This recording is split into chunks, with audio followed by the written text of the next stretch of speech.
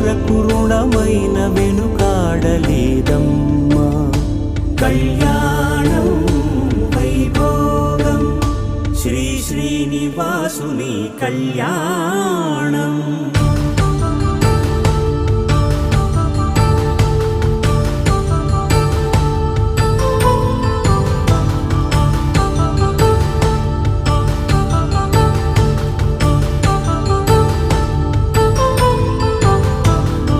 వేదమంత్రం అగ్ని సాక్ష్యం జరిపించు ఉత్సవాన